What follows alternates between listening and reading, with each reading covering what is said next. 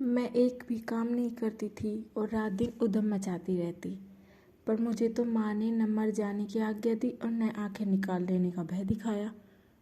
एक बार मैंने पूछा भी, क्या पंडिताइन चाची तुम्हारी तरह नहीं है?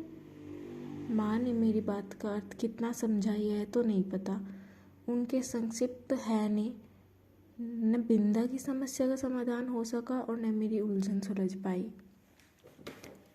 बिंदा मुझसे कुछ बड़ी ही रही होगी, परंतु उसका नाटापन देखकर ऐसा लगता था मानो किसी ने ऊपर से दबाकर उसे कुछ छोटा कर दिया हो। 2 पैसों में आने वाली खंजरी के ऊपर चढ़ी हुई झिल्ली के समान पतले चर्म से मड़े और बिस्तर की हरी हरी नसों की झलक देने वाले उसके दुबले हाथ पैर न जाने किस अज्ञात भय से अवसन रहते थे। कहीं से कुछ आठ होते ही उसका विचित्र रूप से चौंक पड़ना और पंडिताइन चाची का स्वर कान में पड़ते ही उसके शरीर का थरथरा उठना मेरे विस्मय को बढ़ा ही नहीं देता था, प्रत्युत उसे भय में बदल देता था।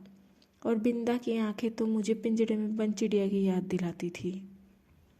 एक बार जब 2-3 करके तारे गिनते गिनते उसने एक चमकीले तारे की ओर उंगली उठाकर कहा, वह रही मेरी अम्मा। तब तो मेरे आश्चर्य का ठिकाना नहीं रहा। क्या सबकी एक अम्मा तारों में होती है और एक घर में? पूछने पर बिंदा ने अपने ज्ञान कोष से में से कुछ कण मुझे दिए और तब मैंने समझा कि जिस अम्मा को ईश्वर बुला लेता है वह तारा बनकर ऊपर से बच्चों को देखती रहती है, और जो बहुत सज धज के से घर में आती है वह बिंदा की नई अम्मा जैसी होती है। मेरी बुद्धि सहज ही पराजय स्वीकार करना नहीं जानती। इसी से मैंने सोचकर कहा, तुम नई अम्मा को पुरानी अम्मा क्यों नहीं कहती? फिर वे न नई रहेंगी और न डांटेंगी। बिंदा को मेरा उपाय कुछ जचा नहीं, क्योंकि वह तो अपनी पुरानी अम्मा को खुली पालकी में लेट कर जाते और नई को बंद पालकी में बैठ कर आते देख चुकी थी। अतः किसी को भी पदच्युत करना उसके लिए कठिन था। पर उसकी कथा से मेरा मन तो सचमुच आकुल हो उठा। अतः उसी रात को मैंने माँ से बहुत अनुनयपूर्वक कहा, तुम कभी तारा न बनना, चाहे भगवान कितना ही चमकीला तारा बनावे। माँ बेचारी मेरी विचित्र मुद्रा पर विस्मित होकर कुछ बोल भी न पाई थी कि मैंने अकुंठित भाव से अपना आशय प्रकट कर दिया, नहीं तो पंडिताइन चाची जैसी नई अम्मा पालकी में बैठकर आ जाएंगी और फिर मेरा दूध बिस्कुट जलेबी सब बंद हो जाएंगी और मुझे बिंदा बनना पड़ेगा। माँ का उत्तर तो मुझे स्मरण नहीं, पर इतना याद है कि उस रात उसकी धोती का छोर मुट्ठी में दबाकर ही मैं सो पाई थी। बिंदा के अपराध तो मेरे लिए अज्ञात थे, पर पंडिताइन चाची के न्यायालय से मिलने वाले दंड के सब रूपों से मैं परिचित हो चुकी थी। गर्मी की दोपहर में मैंने बिंदा को आंगन की जलती धरती पर बार बार पैर उठाते और रखते हुए घंटों खड़े देखा था। चौके के खंभे से दिन दिन भर बांधा पाया था और भूस से मुरझाए मुख के साथ पैरों नई अम्मा और खटोलों में सोते मोहन पर पंखा जलते देखा था। उसे अपराध का ही नहीं, अपराध के अभाव का भी दंड सहना पड़ता था। इसी से पंडित जी की थाली में पंडिताइन चाची का एक काला मोटा और घुंघराला बाल निकलने पर भी दंड बिंदा को मिला। उसके छोटे छोटे हाथों से धूल ले सकने वाले उलझे तेलहीन बाल भी अपने स्वाभाविक बूढ़ेपन और कोमलता के कारण मुझे बड़े अच्छे लगते थे। जब पंडिताइन चाची की कैंची ने उन्हें कूड़े के ढेर पर बिखराकर उनके स्थान को बिल्ली की काली धारियों जैसी रेखाओं से भर दिया तो मुझे रुलाई आने लगी। पर बिंदा ऐसे बैठी रही मानो सिर और बाल दोनों नई अम्मा के ही हो। और एक दिन याद आता है, चूल्हे पर चढ़ाया दूध उफना जा रहा था। बिंदा ने नन्हे नन्हे हाथों से दूध की पतीली उतारी अवश्य, पर वह उसकी उंगलियों से छूटकर गिर पड़ी। खोलते दूध से जले पैरों के साथ दरवाजे पर खड़ी बिंदा का रोना देख मैं तो हतबुद्धि सी हो रही। पंडिताइन चाची से कहकर वह दवा क्यों नहीं लगवा लेती, यह समझना मेरे लिए कठिन था। उस पर जब बिंदा मेरा हाथ अपने जोर से धड़कते हुए हृदय से लगाकर कहीं छिपा देने की आवश्यकता बताने लगी, तब तो मेरे लिए सब कुछ रहस्यमय हो उठा। उसे मैं अपने घर में खींच लाई अवश्य, पर न ऊपर के खंड में माँ के पास ले जा सकी और न छिपाने का स्थान खोज सकी। इतने में दीवारें लांघकर आने वाली पंडिताइन चाची के उग्र स्वर ने भय से हमारी दिशाएं ढूंढ दी।